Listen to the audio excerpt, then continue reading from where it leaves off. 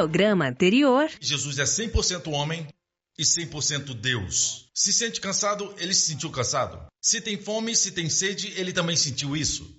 Jesus sentiu todo tipo de emoção humana possível e não pecou.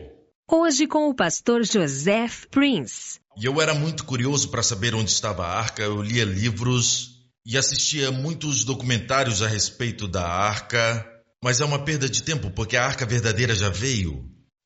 E certa vez eu perguntei a Deus e disse: Pai Celestial, não é triste que quando Jesus estava aqui o templo não tinha arca? E o Pai me respondeu e disse: porque a arca estava andando lá fora. Abrindo os olhos dos cegos, curando os surdos, limpando os leprosos. Aleluia! Quem precisava de uma ajuda visual naquela época? Quando a substância estava ali, ei, confia em mim. Beijar uma foto não é tão bom quanto beijar a verdadeira garota. Amém? Eu acabei de beijar minha esposa agora. Então, é uma ajuda visual para entendermos melhor. Agora, olha esse auxílio visual onde a arca se abre. Se abrir os painéis, o da direita, dos lados, ouro dentro e fora, isso é o que via. A cruz é a pessoa e a obra de Jesus. Tudo que o Pai tem em mente é sobre Jesus e sua obra completa. É tudo sobre Jesus e sua obra. E você sabia?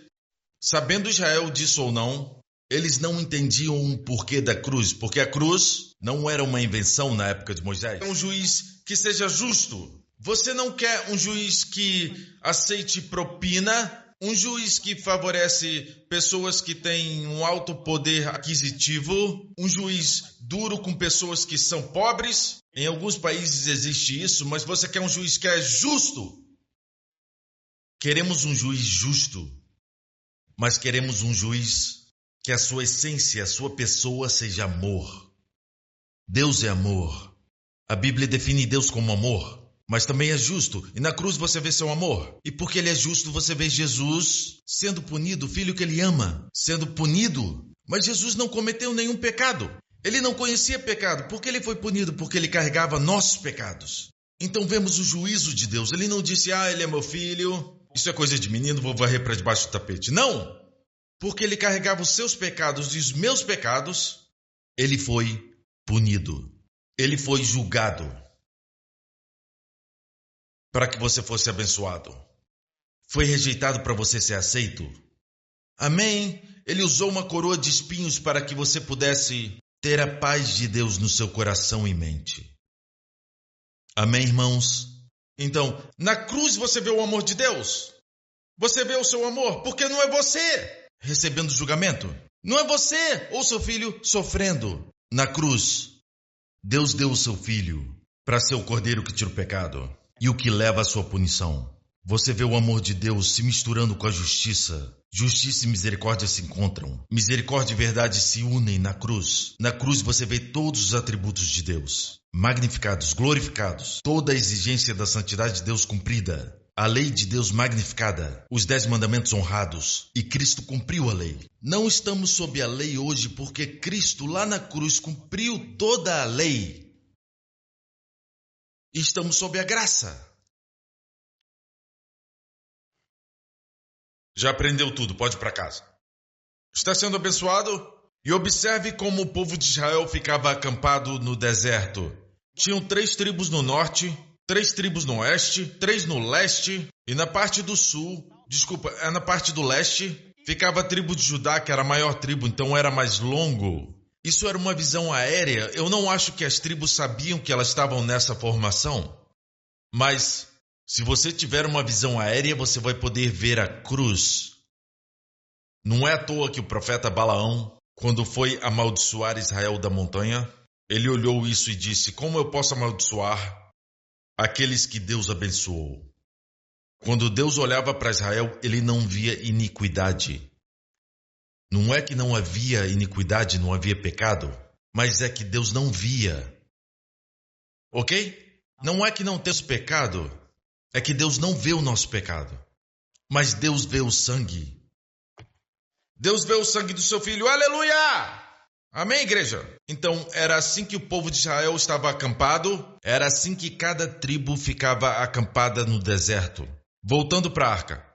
Ok, irmãos, vamos dar um passo adiante. Hoje, vamos olhar as varas aqui. Para que serviam? Viu como trouxeram a arca? Fizeram isso porque são desviados. Seguiram o caminho dos filisteus, colocaram em rodinhas e em cima de um carrinho. Um carrinho, né? Você sabe? Não foi no carrinho. Eles não usavam um carrinho. A propósito, essa arca é muito pesada. E naquela época, os sacerdotes tinham que carregar a arca nos seus ombros. Eles carregavam a arca nos ombros e a Bíblia diz que deveriam colocar varas na base. Tudo que está sendo descrito da arca é tudo personificado, humanizado. Ao invés da Bíblia falar, coloque do lado, a Bíblia diz, do seu lado, coloque isso. No seu pé, coloque isso. Interessante, né? E a propósito, você pensa que a oferta queimada foi a primeira menção na criação dos móveis? No tempo de Moisés, não. Deus mencionou primeiro a arca. Deus começa de dentro para fora. O homem começa do altar onde seus pecados são perdoados e depois ele entra. É bom ver a perspectiva de Deus? É isso que quer dizer o lugar da proteção. Amém? A propósito, ouvir da proteção é o primeiro passo para andar na proteção. Porque se você começar a esperar proteção, Deus trabalha com a fé, a moeda do céu é a fé. Se você for para a Europa, você vai ter que comprar euros. Não vai usar dólar, não vão aceitar. Quer dizer que o dólar não tem valor? Não. Só quer dizer que você está num país diferente. Então a moeda do céu, o banco do céu é a fé. Você não pode comprar bênçãos com dinheiro. Mas se você mostrar a Deus sua fé, Ele vai te mostrar o suprimento. Amém? Está ouvindo? Jesus disse, a tua fé te curou. A tua fé te salvou. É a sua fé. Amém? Sua fé. Tenho muitos testemunhos, mas o que eu quero compartilhar é um testemunho muito importante sobre ouvir da proteção divina, ler sobre proteção divina. Amém? É de um homem de Washington, Estados Unidos. Nós precisamos ouvir boas notícias. A fé vem pelo ouvir e ouvir a palavra de Deus. E você não encontra isso no mundo, mas na palavra de Deus. Amém? Este homem diz, é de Washington, Estados Unidos. Eu não consigo nem explicar como os ensinamentos do pastor Joseph do Salmo 91 e sobre orações poderosas têm me transformado.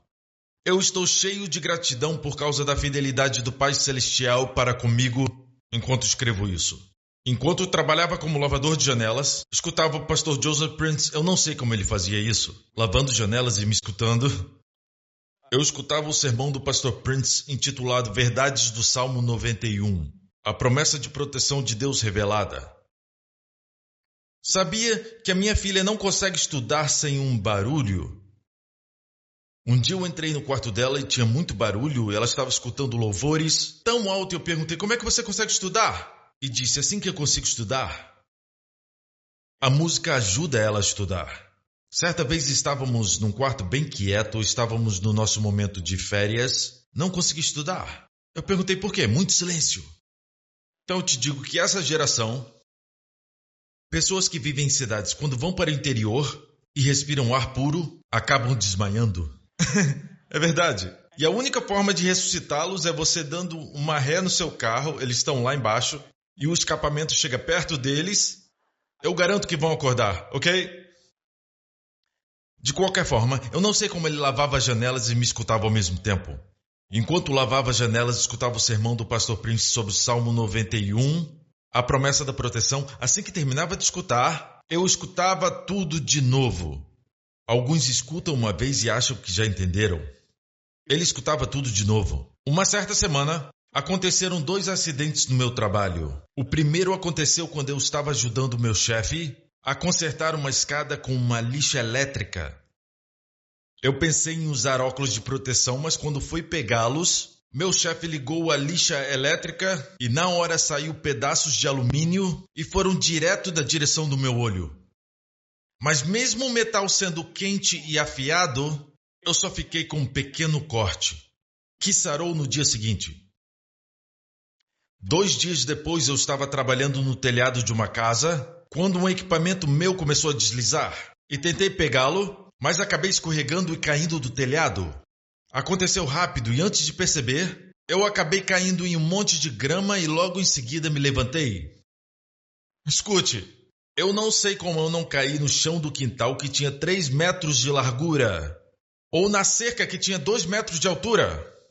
Eu caí de uma altura de quase 5,5 metros, mas nenhum osso se quebrou. Eu nem fiquei dolorido da queda. Eu creio que Deus me protegeu e vai continuar protegendo. Antes disso, ele estava escutando. Glória a Deus, obrigado, Jesus. Amém, amém, amém, amém. Mais um testemunho de como a graça vai te dar excelência moral. Ok, papel errado. Eu tenho tantos testemunhos aqui. Essa é uma história mais recente. E essa senhora é da Flórida. E ela diz, Pastor Prince, eu tenho 48 anos de idade e estive envolvida em adultério por mais de 20 anos. Quando eu recebi a Cristo, já faz tempo, eu confessei os meus pecados para um certo líder da igreja e ele me disse que eu perderia minha salvação se eu continuasse nesse relacionamento. Disseram para ela que ela iria perder sua salvação. Olha o resultado disso. Ele me mostrou a história de uma mulher adúltera. Quantos sabem que o adultério é errado? Sim, nós concordamos. Amém? Só eu acredito. É errado. Ok? Te digo que é errado, mas escute. Não estamos falando disso, estamos falando como alcançar a excelência moral. E não é pela lei, é pela graça. E esse certo líder disse para ela que ela perderia sua salvação. Apesar dele querer me ajudar, ela sabia disso. O líder queria me ajudar, mas eu terminei com medo. Mais insegura, e eu acabei acreditando que Deus não podia me perdoar. Como resultado da insegurança e crença errada, acabei continuando no relacionamento por mais 2 anos. Certo dia, eu escutei você pregando sobre a mesma história da mulher pega em adultério. Eu aprendi que Jesus não acusou nem condenou a mulher que cometeu adultério. Na verdade, ele disse para ela, mulher, onde estão os seus acusadores? Eu também não te condeno. Vai, não peques mais. A igreja diz, pare de pecar primeiro e não vamos te condenar. Jesus dá o presente da não condenação primeiro e vai te capacitar a nunca mais pecar. Ouvir isso mudou minha vida e fico muito feliz em dizer que não estou mais no relacionamento adúltero. Estou apaixonada pelo Senhor. Agora me vejo do jeito que Jesus Cristo me vê. Obrigado por pregar a palavra e que Deus continue te abençoando. Vamos lá, igreja. Como obter esse resultado? Veja, quando o sacerdote carregava a arca número 1, não podiam carregar a arca. Ela era muito pesada. Era de ouro maciço. A tampa era de ouro maciço. Toda essa tampa era de ouro batido. Na obra de Jesus, ele foi espancado para se tornar nosso propiciatório. Amém? A tampa era um pedaço único de ouro e aqui, ouro e madeira. Era muito pesada para os sacerdotes. Mas o incrível é isso. Eles morreram quando tentaram carregar num carro de bois. Certo? Deus ensinou a Davi que os sacerdotes deviam carregar nos ombros. Alguns de vocês têm essa escultura que compraram na viagem para Israel. Certo? Quantos têm? Seu bando de ímpios. Vocês vão tanto para Israel e não compraram? Essa aqui é minha, na verdade. Essa está no meu gabinete. É uma figura dos sacerdotes carregando a Arca da Aliança. Ok? E você vê muito desse tipo de escultura em Israel. Isso tudo é para te dizer que a arca era muito pesada, então o que você vê aqui não podia ter acontecido sem a ajuda de Deus. A Bíblia diz que quando Davi viu a forma certa da arca ser carregada pelas varas nos ombros dos sacerdotes, mas era muito pesada, como fariam isso? Mas a Bíblia diz que Deus ajudava os sacerdotes. Ou seja, veja, a sua parte é pela fé. Quando Deus fala para servi-lo, no ministério infantil, no diaconato, vir à igreja, fazer algo por alguém. Se Deus te disser, certo? Deus nunca vai te dar algo que é pesado. Jesus disse, meu jugo é suave e o meu fardo é leve. Porque se o trabalho vem de Jesus, é sempre fácil. Meu fardo é leve, meu jugo é suave. Suave e leve. Entendeu? Se ele fala para fazer algo, se ele mandou fazer, é sempre fácil. E o fardo é leve. Se Deus manda fazer algo, você tem que dar um passo de fé. Quando os sacerdotes tocavam na vara e levantavam, ao invés de ficar pesado, ela começava a ficar leve. Você entende? As varas é que levavam os sacerdotes. É como se estivessem flutuando, como uma mola nos seus pés. A Bíblia diz que Deus ajudava os sacerdotes. E toda vez que você coloca as suas mãos numa tarefa que Deus manda fazer, um ministério, uma viagem missionária, seja o que for, quando Deus fala para você fazer e você estende a sua mão e toca pela fé, Deus cuida do resto. A nova aliança é como direção hidráulica. A sua parte é colocar a mão no volante, certo? E virar para esse lado, a direção faz o resto. Mas se é difícil, a moda antiga, certo? Não é a nova aliança. Por isso está estressado. Amém? Vocês sabem que eu gosto de pregar. Mas eu sou bastante aqui. Eu ainda estou trabalhando duro, mas eu gosto do que faço. Eu gosto tanto que vocês querem que termine. Estou apontando na direção certa. Mas vocês querem que termine, mas eu tenho tanto para falar. Mas eu vou ter misericórdia de vocês. Mas veja, faça o que você gosta. E o dinheiro vai te seguir. Não faça as coisas pelo dinheiro. Certo? Amém? Alguns seguem o dinheiro. Mas faça o que ama.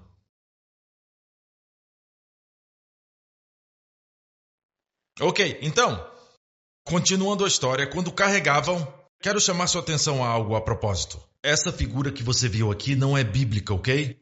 Quando a arca estava viajando, ela nunca era exposta. Ela era coberta com um pano azul, uma cobertura azul. A maioria dos móveis eram cobertos com um pano púrpura.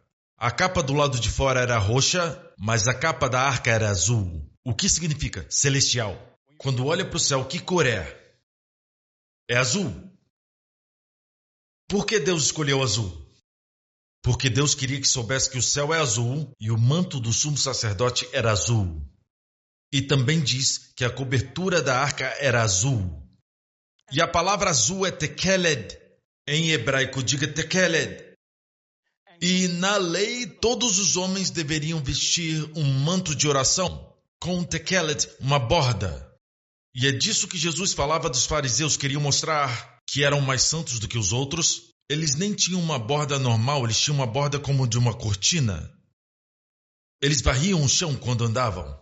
Eles faziam a orla dos seus mantos bem longas, para mostrar que eram espirituais. Mas a Bíblia diz, quando o Messias vier, nascerá o sol da justiça e salvação trará debaixo das suas asas, canaf. A orla das vestes também era chamada de asas. E a parte azul da orla era chamada de tekeled, azul. O céu é tekeled. A mulher com fluxo de sangue teve uma doença por 12 anos. Ela foi para os médicos e não resolveram. Ficou pior. E ela veio a Jesus e a Bíblia diz que ela tocou a orla das suas vestes.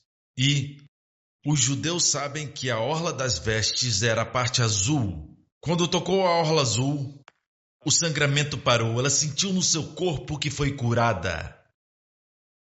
Jesus virou e disse, a tua fé te salvou.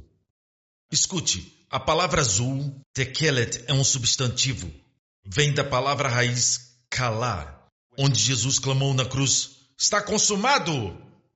Mas em hebraico ou aramaico é kula, a palavra raiz de azul. Toda essa arca é coberta da obra concluída. Então, quando ela estava sendo transportada, você não via a arca, você viu o azul. Então hoje, quando você olha para o céu, você não vê Jesus, você vê azul. Você vê a humanidade de Jesus? Você vê ele no céu? Não, você vê a cobertura, o azul. Mas tenha certeza que além do azul, Jesus está. Amém? Deus quer que as pessoas vejam um homem celestial, Jesus, e vejam o azul. E quando estavam desencorajados, o povo de Israel olhava para baixo, azul, olha para cima. Amém? Mas se eu tiver a mente celestial, eu não preciso viver aqui nessa terra. Você não é tão celeste assim. Não se iluda, todos nós precisamos de mente celestial. Foque no Senhor Jesus. E Israel estava prestes a cruzar o Rio Jordão. E foi isso que aconteceu. Olha aqui. Josué 3. E ordenaram o povo dizendo, quando virdes a arca, e a arca estava com eles, os sacerdotes carregavam, ela estava coberta de azul. Quando virdes a arca que os sacerdotes levitas levam, parti vós também do vosso lugar e seguia. Siga Jesus, irmão. Quando ver a arca, olhe para Jesus para ver onde ele está indo. Você tem que olhar para Jesus. Olhando para Jesus, o autor e consumador da fé. Tire o olho dos homens, até de homens bons. Tire o olho de mim. Não olhe para ninguém, a não ser Jesus. Olhe para ele, corra para ele. Haja contudo distância entre vós e ela.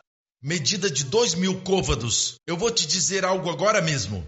Nessa época que Josué estava carregando a arca, na verdade os sacerdotes carregavam a arca, é a primeira vez que Israel estava prestes a pisar na terra prometida depois de 40 anos vagando pelo deserto. Ok? E a primeira a entrar foi a arca. Eles passaram pelo Rio Jordão. Você conhece esse lugar? Onde a travessia ocorreu? É o lugar mais baixo, o Mar Morto. É o lugar mais baixo da terra. Muitos já foram lá. O que significa? 1.500 anos depois de Josué e os sacerdotes carregarem a arca no Rio Jordão, veio a arca verdadeira. E naquele mesmo lugar, ele foi batizado. E quando ele saiu da água, Deus abriu os céus. E Deus disse, olhem, esse é o meu filho amado, em quem eu me comprazo. Está ouvindo? 2 vezes Deus falou essas palavras, esse é o meu filho amado, em quem me comprazo. Na primeira, foi no lugar mais baixo de Israel, a área do Mar Morto, onde atravessaram, onde foi batizado. Na outra vez foi no lugar mais alto de Israel, no Monte Hermon, na Transfiguração. O pai disse, esse é o meu filho amado. Então, um conselho para os pais, quando seu filho for bem, elogie ele, diz que está orgulhoso, mas quando fizer errado e falhar, discipline-o se precisar, mas afirme o seu amor no ponto mais baixo de suas vidas. Amém? Isso foi de graça. Ok, então, 2.000 côvados, eu creio. Vai chegar uma época, Jordão significa lugar de morte. O Rio Jordão significa um lugar de morte. Você entende? Amém? Israel entrou no Jordão. E então, antes de entrarem, o sacerdote carregava. E a Bíblia diz, vamos ler. Ordenarás aos sacerdotes que levam a arca do concerto, dizendo, quando vierdes até a borda do Jordão, no momento que os pés dos sacerdotes tocaram a água. E o Rio Jordão estava transbordando nessa época de colheita. Ele estava transbordando. Mas no momento que os sacerdotes carregando a arca tocaram na água, verso 16, as águas que vinham de cima, era o lugar mais baixo, levantaram-se num montão muito longe da cidade de Adã, 20 quilômetros dali, a cidade que está da banda de Sartã. O que significa? A arca, uma figura de Jesus, foi a primeira a entrar no rio da morte. Na verdade, Yara descer, Den é julgamento. Ele desceu no julgamento por todos nós. Ok? E Deus partiu o Rio Jordão, 20 quilômetros, e as águas se levantaram no montão. É por isso que o povo de Jericó teve tanto medo. Os gigantes de Jericó tiveram medo. Eles viram o rio se abrir. E Deus levantou o julgamento, Yarden, Den é julgamento. Deus levantou a água até a cidade de Adã, e essa cidade ainda existe. Se você for para a travessia do rio, o lugar está lá, o lugar original. Você pode visitar 20 quilômetros. Você com certeza vai passar pelo mar de Adã. No nosso itinerário da nossa viagem de Israel, nós vamos passar por lá. Mas muitos vão estar dormindo. Mas se você pedir para o guia te acordar quando chegar, vai ver a cidade de Adã, uma cidade pequena. Mas por que levantou o julgamento até a cidade de Adã?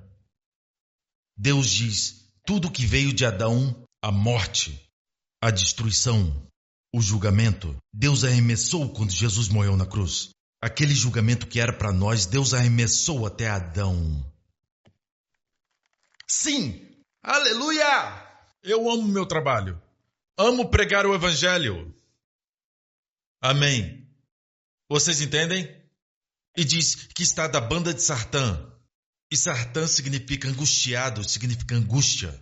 Toda doença e angústias de Adão foram arremessadas. Foram todas empurradas. Foram revertidas. 2.000 côvados. E o côvado é a medida do seu cotovelo até o seu dedo do meio. Isso é um côvado. Eram 2.000 côvados de distância. Israel nunca tocou na água, porque o caminho já estava aberto. A arca entrou, as águas se abriram, Israel caminhou em solo seco. E a água estava a 2.000 côvados de distância. Quando Jesus virá e a morte não vai mais existir, 2.000 anos depois de ele estar aqui, é a nossa geração. Imagine nunca mais morrer! Todo o universo é nosso! E teremos, talvez, carruagens de fogo. Tem carruagens de fogo no céu. E quão rápido você vai viajar sabendo que não vai morrer? A Fórmula 1 vai ser brincadeira de criança. Amém? A morte vai ser destruída. Jesus venceu a morte, mas no nosso caso, tem uma indicação ali, 2.000 anos. A arca entrou primeiro e depois o povo. E as que desciam ao mar das Campinas, pulando para o verso 17, porém os sacerdotes que levavam a arca do concerto do Senhor pararam firmes em seco no meio do Jordão. E todo Israel passou em seco. Você viu isso? Até que todo o povo, diga todo o povo, acabou de passar o Jordão. Nenhum homem deixado para trás. Ninguém ficou para trás. Eu creio em segurança eterna porque quando Jesus salva, ele salva eternamente. Ninguém foi deixado para trás. Posso ouvir um amém? Amém? Ninguém ficou para trás. Outra versão diz que todos passaram em limpo, completamente pelo Jordão e caminharam em solo seco. Amém? E a propósito, os sacerdotes ficaram com a arca no meio do rio até todo o povo passar. Isso nos diz que Jesus é o primeiro a entrar, a sua situação, e é o último a sair. Esse é o lema do exército de Israel, de todos os exércitos do mundo. Per capita, o número de oficiais mortos durante a batalha, certo? No exército de Israel, muitos são mortos durante batalhas. Mais do que qualquer país do mundo, eles morrem em batalhas. Os oficiais morrem primeiro, porque os oficiais lideram da frente. No exército israelense, eles dizem, sigam-me. Amém. Jesus é o primeiro a entrar e o último a sair. Amém. Pastores e líderes, temos que ser os primeiros a entrar em qualquer situação no que diz respeito ao povo. Como líderes, nós devemos possuir as nossas posses. Se algo não está funcionando, pergunte ao Senhor por que não está funcionando. No que eu estou errando? Não culpe o povo, não diga que eles são rebeldes, que não têm o coração para Jesus. Culpe a si mesmo, pergunte no que eu estou errando. Entre você primeiro, depois vão seguir. Amém? Essa é a natureza de Deus. Seja o primeiro a entrar e o primeiro a sair. Quando a arca era transportada, é por isso que vocês viram a cruz no acampamento. E a arca estava no meio. Vamos ver. Onde está a arca? No meio, onde a nuvem estava. No Santo dos Santos é onde estava o tabernáculo. O Senhor está no centro. Ele diz, onde estiverem 2 ou 3 reunidos em meu nome, ali estarei eu no meio. Quando Jesus foi crucificado, o Pai achou adequado que ele fosse crucificado não nos lados, mas no meio. Quando ele ressuscitou, ele apareceu para os discípulos que estavam assustados no cenáculo, no meio deles. No livro de Apocalipse, João ouviu uma voz. João se virou para ver quem falava e ele viu um cordeiro no meio do trono, viu Jesus. Então, o Pai quer que você coloque Jesus no meio do seu casamento. Não é para vocês olharem um para o outro e tirarem um do outro. Devem tirar do Senhor e ministrar um ao outro. Nós somos egoístas. Eu, para mim, eu sou isso, eu sou aquilo. Esquece isso, você tem Jesus. Ele é a sua fonte. Amém? Você não tem desculpa. Jesus é a terceira pessoa no seu casamento. Amém? Coloque Jesus no centro dos seus estudos, da sua carreira. Coloque Jesus no centro e tudo será mantido junto. Amém? Quando viajavam juntos, numa fila no deserto, e a arca estava no centro. Mas quando tinha um problema, quando acontecia algo, a arca era colocada na frente. A arca era a primeira a entrar. A Bíblia diz que a arca fazia uma jornada de 3 dias antes do povo chegar para encontrar um descanso para eles. Então, da sua parte, você o coloca no centro. Da parte dele, ele vai à sua frente, preparar o caminho. Isaías diz, porque não saireis apressadamente, nem vos ireis fugindo, porque o Senhor irá adiante de vós, e o Deus de Israel será a vossa retaguarda. Ele pode estar em qualquer lugar, certo? Ele estará na sua frente para limpar o caminho, e não se preocupe com os inimigos atrás. Ele será a sua retaguarda. Não se preocupe com terrorismo. Deus será a sua retaguarda. Ele vai na sua frente. Mas às vezes, no meu pensamento humano, na minha forma natural de pensar, eu digo para mim mesmo, as pessoas não agradecem a Deus. Até que Deus as liberte. Por exemplo, está doente? O médico fala que você tem uma doença. Você ora a Deus e Deus te cura. E você volta ao médico, o médico diz, não encontro nada. Agora você dá glória a Deus. Certo? Mas às vezes uma condição está tentando chegar até você e Deus diz, não! Você não percebe e não agradece a Deus. Então Deus vai à frente consertando os seus caminhos. Mas você não agradece porque tudo para você é normal. Mas o inimigo tinha dispositivos. Mas se nós soubéssemos a verdade, agradeceríamos mais a Deus. Temos que agradecer. Sermos gratos a Deus. Às vezes, pensamos que Deus deve deixar os obstáculos no caminho na nossa maneira humana de pensar. Assim, você enfrenta o obstáculo, pede ajuda, Deus te ajuda e você agradece. Mas Deus é tão bom que vai à sua frente. Eu me lembro quando a Jéssica tinha 3 ou 4 anos e fomos para a Disney e ela ficou com os olhos arregalados, olhando tudo. E o primeiro brinquedo que fomos foram aquelas xícaras que rodam. E quando saímos ela ficou, uou! Aonde eu me meti. E eu percebi um pouco de medo nos seus olhos. E ela era pequena, então era um pouco assustador estar num parque cheio de atrações. Então eu disse para minha esposa, eu vou nos brinquedos primeiro. Então eu entrava nos brinquedos primeiro e falava, ela vai gostar desse. Esse brinquedo vai ser bem legal para a idade dela. Ou esse aqui vai assustar ela, ela não vai gostar. Vai assustar ela, sabe? Então o papai ia na frente para abrir o caminho para ela. O Senhor vai à sua frente. Então, se você tem medo que as pessoas vão vir e roubar alguma coisa por trás, vão vir de trás sem você saber. Principalmente na rua, você tem que tomar cuidado. Tem que tomar cuidado com ladrões que roubam. Se você dá bobeira, alguém vem por trás e pega a sua bolsa. Então tem que ter cuidado com a sua retaguarda. O bandido geralmente vem por trás. É muito triste que fazemos parte de uma cultura do medo, de escassez. Não é suficiente. Tem que tomar vantagem. Toda janta é a última ceia. Eu falei para vocês que eu ia voltar nesse assunto, certo? E vivemos com a mentalidade do medo. E Deus diz, não se preocupe com o que vem de trás. Quando estiver dirigindo, não olhe somente para o retrovisor. Se baterem em você, vão pagar. Seu trabalho é olhar para frente, é por isso que o seu para-brisa é grande e o seu retrovisor é pequeno. Você tem que olhar para frente, não para trás. Amém? Tem que seguir em frente. Deus vai ser a sua retaguarda. Posso ouvir um amém? Ele vai na sua frente. Deixa eu ilustrar. Muitos de vocês viram o filme Os 10 Mandamentos. Eles chegaram ao Mar Vermelho. Então, eis que atrás deles eles viram nuvens de poeira. Eram as carruagens do Egito correndo em direção a eles. Agora estavam presos e disseram a Moisés: tu nos trouxeste aqui para morrermos? É sua culpa, Moisés, eles vão nos matar. E antes de Deus abrir o mar, o que aconteceu? Vamos ler Êxodo 14. E o anjo de Deus, A maiúsculo, quando fala anjo de Deus, está se referindo a Jesus. Ele não é um anjo, Jesus é Deus. Mas aqui essa palavra anjo é um termo genérico para representar Deus. É sua forma pré-encarnada.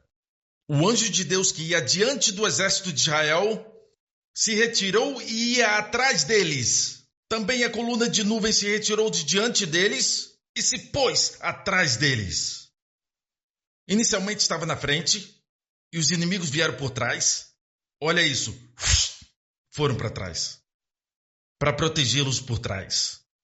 E ia entre o campo dos egípcios, os inimigos, e o campo de Israel. E a nuvem era escuridade para aqueles, para os egípcios. E para estes esclarecia a noite, de maneira que em toda a noite não chegou um ao outro.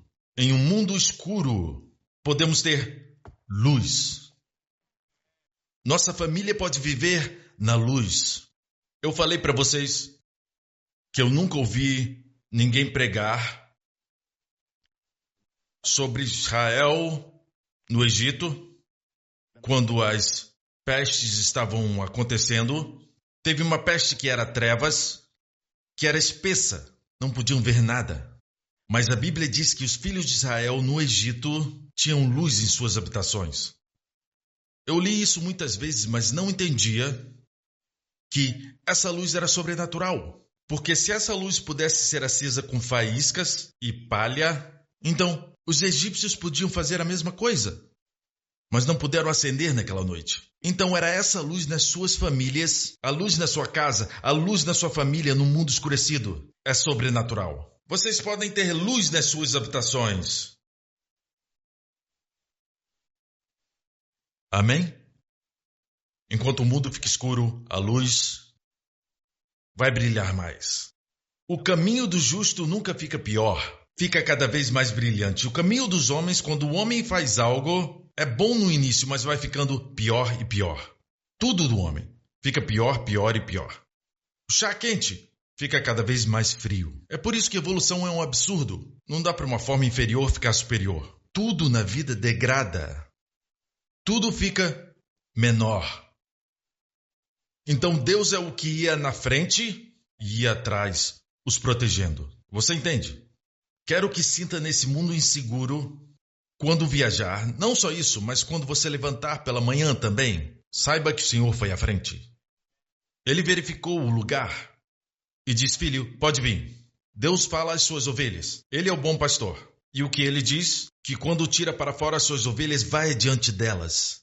E as ovelhas o seguem porque conhecem a sua voz. Quando tira as suas ovelhas, vai adiante delas. Ele vai adiante, ele lidera.